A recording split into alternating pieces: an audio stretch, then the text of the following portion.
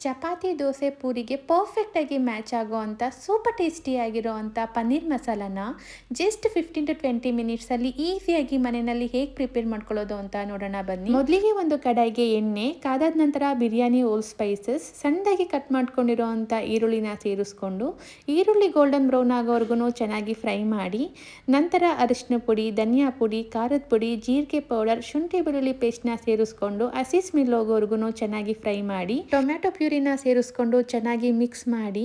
1/2 cup ಆಗೋಷ್ಟು ಮೊಸರನ್ನ ಸೇರಿಸ್ಕೊಂಡು ಎಣ್ಣೆ ಮೇಲೆ ಬರೋವರೆಗೂ ಚೆನ್ನಾಗಿ ಮಿಕ್ಸ್ ಮಾಡಿಕೊಂಡು 200 ಗ್ರಾಮ್ಸ್ ಆಗೋಷ್ಟು ಪನ್ನೀರನ್ನು ಮೀಡಿಯಂ ಸೈಜಲ್ಲಿ ಕಟ್ ಮಾಡಿ ಮಸಾಲೆಗೆ ಸೇರಿಸ್ಕೊಂಡು ಲಿಡ್ ಕ್ಲೋಸ್ ಮಾಡಿ ಎಣ್ಣೆ ಮೇಲೆ ಬರೋವರೆಗೂ ಚೆನ್ನಾಗಿ ಬೇಯಿಸ್ಕೊಂಡು ಕೊನೆಯಲ್ಲಿ ಗರಂ ಮಸಾಲ, ಹಸಿಮೆಣಸಿನ್ಕಾಯಿ, ಕಸೂರಿ ಮೇಥಿ, ಕೊತ್ತಂಬರಿನ ಸೇರಿಸಿ ಚೆನ್ನಾಗಿ ಮಿಕ್ಸ್ ಮಾಡಿ ರುಚಿಗೆ ತಕ್ಕಷ್ಟು ಉಪ್ಪನ್ನು ಸೇರಿಸ್ಕೊಂಡ್ರೆ ತುಂಬಾ ಟೇಸ್ಟಿಯಾಗಿರುವಂಥ ಪನ್ನೀರ್ ಮಸಾಲ ರೆಡಿ ಆಗುತ್ತೆ. ನೀವು ಕೂಡ ಒಮ್ಮೆ ಟ್ರೈ ಮಾಡಿ.